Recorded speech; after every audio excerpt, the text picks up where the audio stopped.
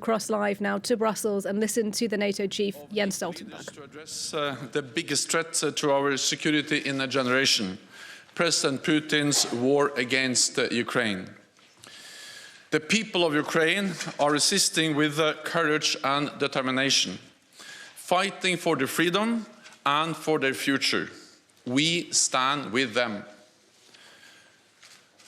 President Zelensky addressed us with an impassioned message, thanking NATO allies for the significant support we are providing and stressing the vital importance of even more military assistance.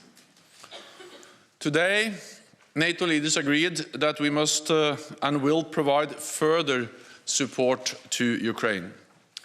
We will continue to impose unprecedented costs on Russia, and we will reinforce allied deterrence and defense. Leaders approved our 4 new battle groups in Bulgaria, Hungary, Romania and Slovakia. These are in addition to the 4 already in the Baltic countries and Poland. So we have 8 multinational NATO battle groups now, from the Baltic Sea to the Black Sea. Across Europe, there are 100,000 US troops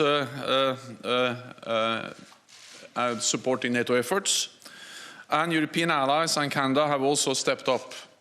We have 40,000 forces under direct NATO command, mostly in the eastern part of the alliance, backed by major air and naval power, including an unprecedented 5 carrier strike groups from the high north to the Mediterranean. Today, NATO leaders agreed to reset our deterrence and defense for the longer term, to face a new security reality.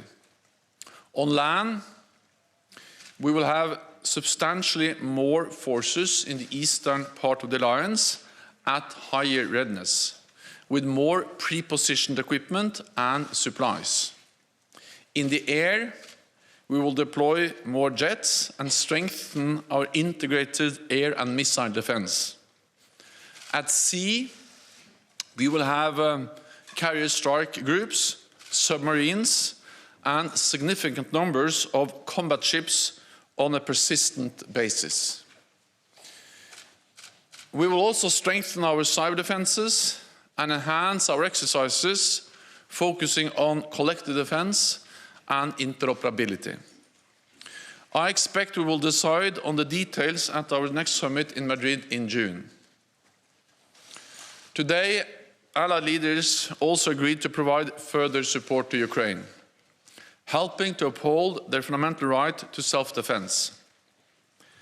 Allies are also equipping Ukraine with significant military supplies, including anti-tank and air defense systems and drones, which are proving highly effective, as well as substantial financial and humanitarian aid. Today, we agreed to do more, including cyber security assistance and equipment to help Ukraine protect against biological, chemical, radiological, and nuclear threats. This could include detection, protection, and medical supplies, as well as training for decontamination and crisis management. We are determined to do all we can to support Ukraine, and I welcome the concrete offers of assistance made by allies today. At the same time, we have a responsibility to ensure the conflict does not escalate further, because this would be even more dangerous and more devastating. Allies agreed that we must also increase our support for other partners at risk from Russia at risk from Russian threats and interference, including Georgia and Bosnia and Herzegovina. Working together and with the European Union, we must help them uphold their sovereignty and strengthen their resilience. We also addressed Beijing's role in the crisis, Today, Allied leaders called on China to refrain from supporting Russia's war effort. China must not provide economic or military support for the Russian invasion. Instead, Beijing should use its significant influence on Russia and promote an immediate peaceful resolution. Allies also agree that Belarus must stop acting as an accomplice to Putin's invasion. At today's meeting, leaders reaffirmed our strong commitment to NATO's open door policy under Article 10 of the Washington Treaty. NATO enlargement has been an historic success, spreading democracy, freedom and prosperity across Europe.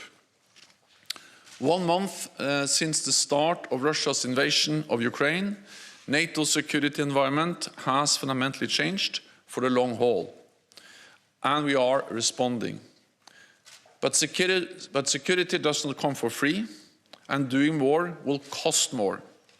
So NATO leaders agreed to redouble efforts to meet the defense investment pledge we made in 2014. Allies will submit additional plans on how to meet the pledge in time for the Madrid summit in June. And I welcome that a number of allies today announced plans for significant increases in defense spending. At this dangerous time, transatlantic unity and solidarity are vital. Europe and North America are standing and will continue to stand strong together in NATO. And with that, I'm ready to take your questions. Okay, CNN.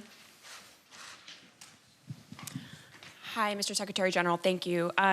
President Zelensky, in his address to NATO, accused Russia of deploying phosphorus munitions. I'm wondering whether NATO has seen evidence of that and what the response is or would be. And then I'm wondering, did you discuss during this meeting a permanent basing of forces in any of these countries, such as the Baltics, and abandoning the NATO-Russia Founding Act? So we are resetting NATO's deterrence and defense for the long term, with more troops, with more air assets and more maritime capabilities. We have already increased our presence in the East, and today we decided on 4 new battle groups, and the leaders agreed to task our military commanders to provide options for a long-term reset of our presence, our military posture in the eastern part of the alliance and across the whole alliance. Details will be then decided at our summit in June. But that comes on top of what we have already done. So this is long-term. We are prepared for long haul because we can already today say that the Russian invasion, President Putin's invasion of Ukraine, has changed our security environment for the long term. It's a new reality. It's a new normal, and NATO is responding for the long term. We have seen very credible reports about the use of military force against civilians, and of course this is of great concern for all NATO allies. NBC. Secretary General, thank you for taking my question. How do you believe NATO will respond if China begins to support Russia economically and perhaps with military supplies? And also, do you believe that there's a role to play for NATO when it comes to alleviating energy costs? And I'm talking about speaking directly to Saudi Arabia and other OPEC producers. Thank you. So NATO allies are coordinating their efforts when it comes to also energy security, and it was also addressed in the meeting today to step up supplies, to diversify sources of supply, and also to reduce dependence on supplies from Russia. And later on today, I also participate in the G7 meeting, and of course, in different frameworks, G7 working with the EU, there are different formats where NATO allies address the need to strengthen energy security and reduce dependence on Russian oil and gas. Our message to China is that they should join the rest of the world and clearly condemn the brutal war against Ukraine and not support Russia, neither with economic support or, of course, not with military support. Okay, we'll go to Interfax Ukraine, lady in the second row. Yeah. General News Agency Interfax Ukraine. I would like to ask you if Polish leadership put at the table today for discussion the proposal to send peacekeeping mission to Ukraine, and if yes, what kind of discussion it was, and is there some conclusion? Thank you. As we discussed a wide range of issues, and the message is that we have to stand united. And also that we need to provide support to Ukraine, but at the same time we have a responsibility to ensure that this conflict do not become a full-fledged war between NATO and Russia. And that's also the reason why allies have made it clear that we will not deploy troops on the ground in Ukraine, because the only way to do that is to be prepared to engage in full conflict with Russian troops. Okay, Financial Times. Thank you very much, Secretary General. Congratulations on your annual extension. You said in the statement that allies agreed to enhance preparedness and readiness for chemical, biological, radiological and nuclear threats. Is that based on credible intelligence that those threats could be imminent? And how does the alliance strengthen its protection against those threats? Thank you.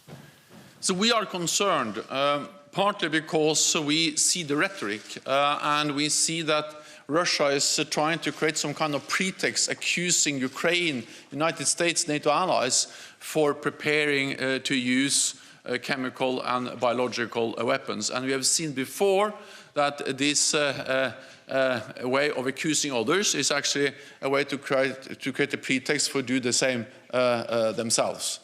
And of course, the accusations against Ukraine and NATO allies are absolutely false. Any use of chemical weapons will totally change the nature of the conflict. It will be a blatant violation of international law, and it will have widespread consequences and, of course, be extremely dangerous. It will affect the people in Ukraine, but there's also a risk that will have a direct effect on people living in NATO countries, because we can see contamination, we can see the spread of chemical agents or biological weapons into our countries. We also know that Russia has used chemical agents against its own opposition, and they have used it on NATO territory in Salisbury before. And we also know that Russia has facilitated, supported the Assad regime in Syria when they used chemical weapons against their own population. So this just highlights the importance of ending this war immediately, because this is a dangerous situation. And therefore we impose the sanctions, therefore we support Ukraine. Allies agreed to supply equipment to help Ukraine protect against chemical, biological, radiological and nuclear threats. This could include detection equipment, protection and medical support, as well as training for decontamination and crisis management. We are also enhancing allies' preparedness and readiness for chemical and biological and nuclear threats. Our top military commander, General Walters, has activated NATO's chemical, biological, radiological and nuclear defense elements, and allies are deploying additional chemical and biological and nuclear defenses to reinforce our existing and new battle groups. So we are taking measures both to support Ukraine and also to defend ourselves. Okay, we'll go to Al Jazeera. Secretary General James Bays from Al Jazeera. President Zelensky, when he addressed you, recalled the fact he first spoke to you a month ago and he says he didn't get clear answers. So this time he asked you specifically for 1% of all your tanks, for 1% of all your aircraft, for multi-launch rocket systems, anti-ship weapons and means of air defence. A very specific list. What is your clear answer? We all listened very carefully to President Zelensky, and many of the leaders in the room have had contacts with him over these weeks. I also spoke with him, and the Ukrainian defense minister participated in our defense ministerial meeting last week. We listened carefully, and of course we took note of his very compassionate message to all NATO allies. NATO allies provide significant support to Ukraine. And we provide also lethal weapons, advanced systems, and also systems that help them to shoot down planes and attack battle tanks with anti-tank weapons and many other types of systems, including drones. I will not go into the details of the exact type of systems we are deploying. There is close contact between NATO allies and Ukraine. But what I can say is that allies do what they can to support Ukraine with weapons so Ukraine can defend themselves. Self-defense is a right enshrined in the UN Charter. At the same time, we have a responsibility to prevent this conflict from becoming a full-fledged war in Europe involving not only Ukraine and Russia, but NATO allies and Russia. That will be more dangerous and more devastating. And I think we have to be honest about that, and that's exactly what we have been in our meeting today, and also what I say to you in the press conference now. So again, no clear answer. Well, what we do is that we are delivering a lot of equipment, and that is an answer, but I will not go into the details. I don't think that's wise for operational reasons if I listed exactly what and when and how. We are delivering essential equipment to Ukraine. NATO allies have stepped up, and it's essential for the progress they have been able to make in the fight against the invading Russian forces. Thank you very much, colleagues. I know there are many questions. I'm afraid the Secretary General needs to go to the G7 meeting, but there will be other briefings throughout the day. Thank you so much. Thank you.